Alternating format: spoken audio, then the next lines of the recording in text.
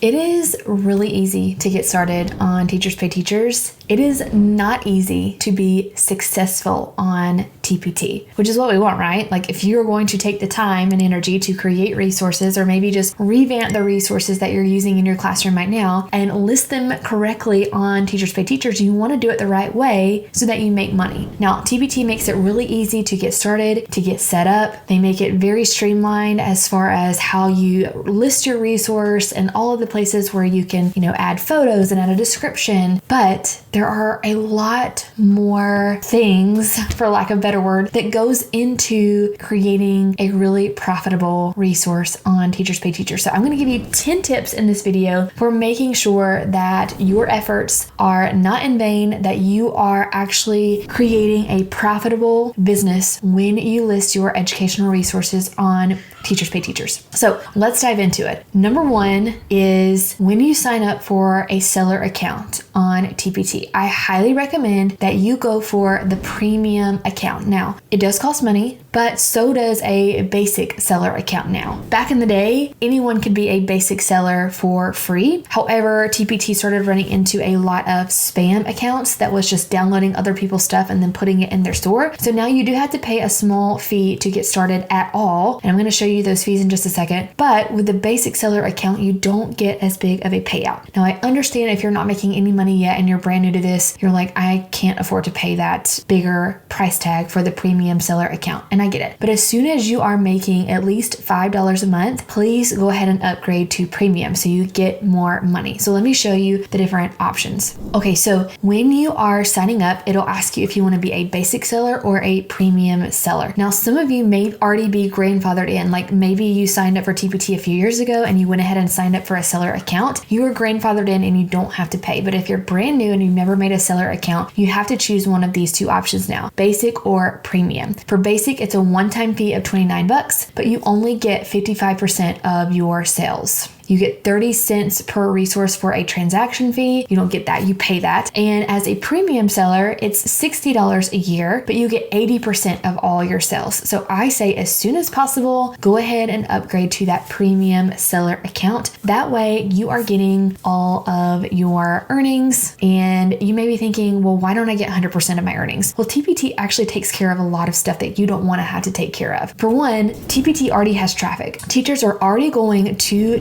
teachers.com and they are searching for resources ready to buy. So you don't have to go out necessarily and market as much as long as you do some of the things I'm going to talk about in a few minutes so that your resource is found in search. They also take care of a lot of customer service. They have a great customer service team. And if someone is having an issue with printing or downloading, or they leave you a negative review because they don't know how to open a PDF, that's happened to me. They will help you and they are all about helping the seller and making sure that you have a good seller experience. They also take care of sales tax. That is huge. So they remit sales tax to people that are required to pay sales tax, which if you ever have taken a dive into the world of sales tax, it's so complicated. Every state has a different law and a different threshold. Anyway, thankfully, TPT takes care of that for you. So that is why they take that 20% to pay their employees to do all these things for you. And it's totally worth it. I always recommend if someone is new to selling teacher resources, start on TPT because of those things that I just mentioned. And then you can branch out into other areas like your own website. Okay.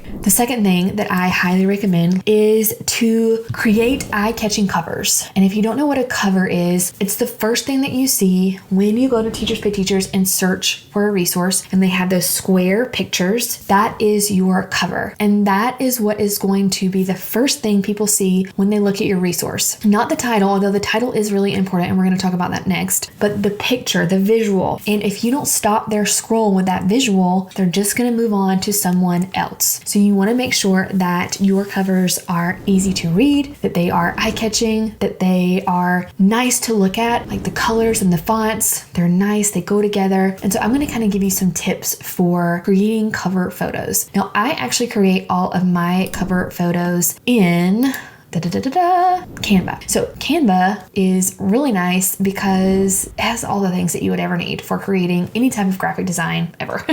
It is really a one-stop shop. Now, if you've watched some of my other videos, you know that I don't love Canva for actually creating the resource for a lot of reasons. Number one, their tables are terrible in Canva, and I use a lot of tables to organize my resources, and PowerPoint has way better table tools. Number two, their terms of use are a little weird, but it is very clear that you can use Canva for marketing materials. So I'm not selling this picture, okay? I'm using it to sell another thing that I have created. So I made all of this in Canva. So just a few things that might stick out to you here. This dark background with the white has a really good contrast. So you want a good contrast with your text. So either a dark background with light text or a light background with dark, bold, easy to read, not cursive, bold, simple text. You don't have to do all caps, but I do like all caps because it's just easier to read in my opinion. Now you can have cursive in other areas, but I wouldn't put your title, the main thing that people are looking for, in cursive. You also want to make it big enough so that when people are going to TPT, they can read it, because let me just show you how small it is. So this is how small they are, and they actually made them bigger recently, but they're still pretty small. So you need to be able to read it easily. Then I like to have some type of image of the resource. Now it can be a picture of it in action in a classroom. Don't use students' faces. Even if you're using anything with a student, I would get permission just to be extra safe. I don't ever use student anything. Number one, I'm not in the classroom anymore, but two, I just want to be extra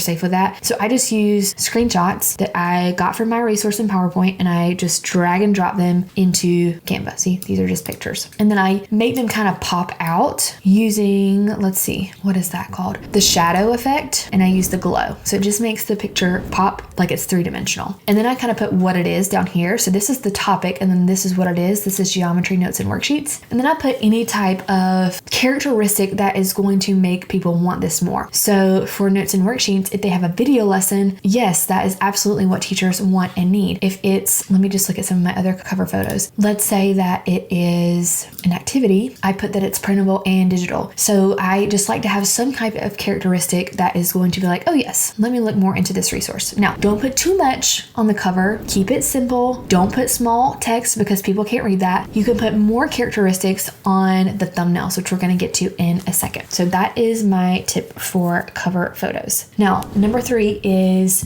making sure that your titles are SEO friendly, which means search engine optimization. So TPT is a search engine. They have their own algorithm. And when a teacher goes to TPT to search, you want your resource to be found. And the way you do that is with the title of the resource. So they see the cover photo, but they're seeing that cover photo because it was found because of what you titled the resource. So this is the title, Dinosaur Question of the Day, Space Question of the Day. All right, that is the title. Now, there is a very cool program called Seller Spy that I have been using to update all my titles. I don't have data on that yet, but I will in a few months, and I will make a follow-up video about Seller Spy when I get that data. But I've heard great things about using it to find good keywords for your resources, because what you think people might be searching for might not be the exact phrase that they are using in the search. So you want to make sure that you're using the phrase that teachers are using so that you show up in the search. So make sure you title with keywords. All right, number 4 is to make sure that your thumbnails,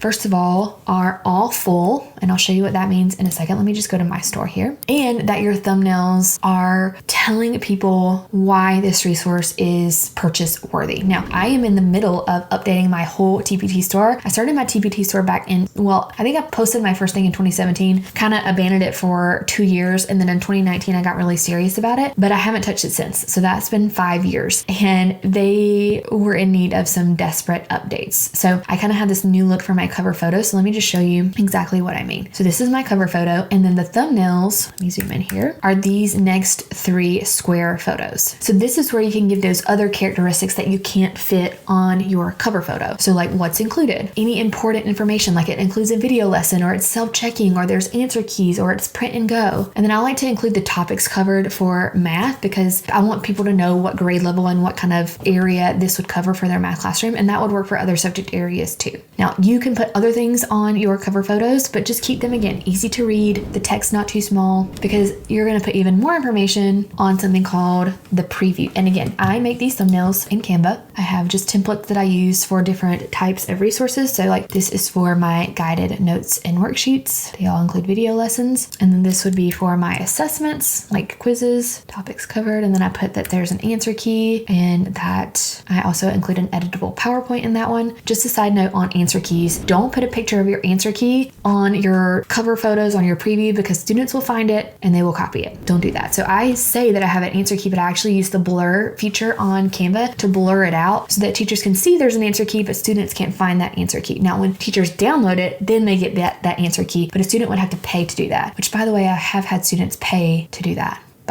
You can't always keep them from cheating. It is what it is. This is for my task cards. So those are what my thumbnails look like. Okay, moving on to the next one. Number 5 is good previews. So going back to my resource here. So a preview is what someone can click on and it opens up, and it's actually a PDF. A preview is a PDF file. So you don't want to put the actual resource here or even like portions of it, because people can print this off. They can download it and print it off. Now you can put pictures of your resource, and you don't have to blur them out. You don't have to put like preview over it, because that's too small to actually print out and do anything with. So give them a good idea of what's included, but don't just like list their resource in the preview. My previews are very similar to my thumbnails. I have what's included. I also have my previews in this kind of 16 by 9 inch format, just because it's easier to scroll. Why you'll love this: guided notes, plenty of practice, includes video lessons, what that's perfect for, the topics covered, and then I put some extra things like it's print and go, it's easy teaching with guided notes. So why would someone want this? What makes it desirable? And then I add testimonials. If you're new, you're not going to have testimonials yet, but if you've been doing this for a while, maybe you're updating, then you can just take screenshots of testimonials that you have, which would be down here. Just take screenshots of some good ones and add that to your preview. Again, just leave that page off if you don't have those yet. So that's what I do for previews. And again, I make all those in Canva, and I have different kind of templates depending on what type of resource I am making a preview for. Then number 6 is good descriptions. So a description is this area. So in your description, in the first couple of sentences, you want to put keywords. So the keyword I'm trying to rank for here is two-way frequency table. So when someone goes to TPT and searches two-way frequency table, my resource will show up. I also want that keyword to be in my description in the first 2 sentences. So I kind of tell,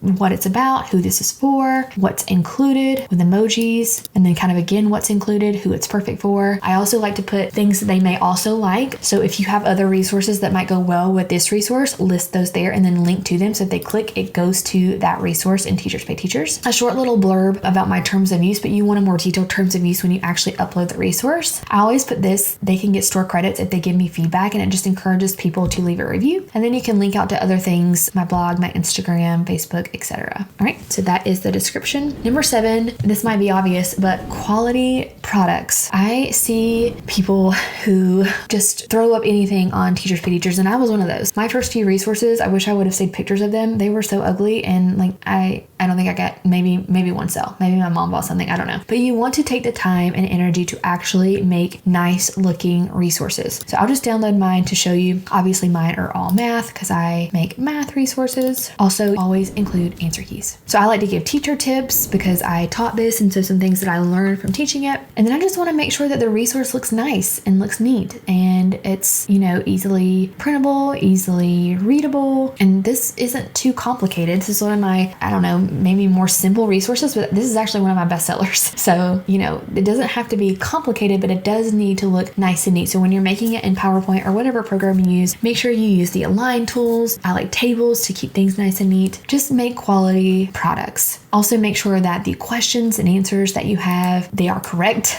No typos, and it's going to happen. So it doesn't have to be perfect, but send it to someone else, a colleague, and have them look over it. Actually use it in your classroom. If you're still in the classroom, have your students go through it. I used to do this with especially my honors kids, because they were really into this. I would give them a piece of candy or like a point on a test if they found a typo. Let me tell you, they loved that. And it helped me check my resources to make sure that there were no typos and no errors. So Anyway, we're on number 8 now. Use data to make more products. So as you start making resources and uploading them, TPT gives you really good data under product statistics here. And so use that. So if you see that there is this one resource that's getting tons and tons of buys, make more resources like that. Start a product line. So when I started, I realized that my notes and worksheets were always my best sellers. And so I just decided I'm going to make notes and worksheets for all of geometry. And then I did it for all of Algebra 1 because those were my best sellers. I used my data to make my decisions. And I also noticed things like posters and classroom decor did terrible. No one bought those. So I stopped making those because no one was buying them. So use your data to make decisions. All right. And then number 9 is to use templates. So anytime I make notes and worksheets, they all have the same look to them. And in PowerPoint, you can make templates. So I kind of get the general layout. Again, let me just show you what that looked like. So all of my notes and worksheets have the same kind of feel. So I make a template with like that name part, this little clip art piece. Sometimes I use this thing and then a table or whatever. And that way, when I go to make more notes and worksheets, I can just open that template and then just add the content. I don't have to start from scratch from a blank PowerPoint every single time. So if you are noticing you're getting a lot of sales for the same thing, make a template for that thing, like task cards or whatever, and then you can use that template and not start from scratch every single time. All right, man, that was that was a lot. And there's one more. We're on number 10. The last one is to get some mentorship. Now, there are lots of free things out there like this video to help you with TPT, but if you really want to take your store to the next level, if you really want to be successful, I always say success leaves clues. I didn't make up that phrase. I can't remember where I heard that, but find people who are successful on Teachers Pay Teachers like me or others and learn from them. If they have paid programs, get into those. Not only is it good to learn from others, but it's good to collaborate with other teachers. I have a program called the Resource Academy where I teach you how to make over 30 different types of resources. I give you tons of templates and clip art and fonts. But my favorite thing about that program is we have a Facebook group and we collaborate, we ask questions. People, really get into working with other teachers and building each other up. And it's just a great way to not feel alone in your business journey because it can be a little isolating, especially if you're not telling people at your school that you're doing this. Maybe your school frowns upon this. That could be a whole nother video for a whole nother day, but having a community of sellers to talk to and ask questions is just a great place to be. So check out my other videos. I have other videos on TPT. Give my channel a follow so you don't miss anything, and I'll see you guys in the next video. Bye-bye.